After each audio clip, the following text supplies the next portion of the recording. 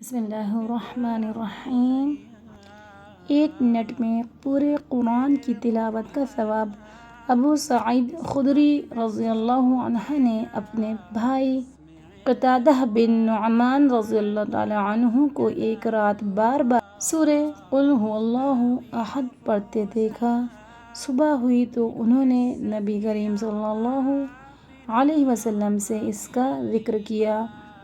نبی کریم صلی اللہ علیہ وسلم نے فرمایا، اس ذات کی قسم جس کے ہاتھ میں میری جان ہے، یہ سورت قرآن مجید کے تیسرے حصے کے برابر ہے۔ صحیح بخاری سے روایت ہے۔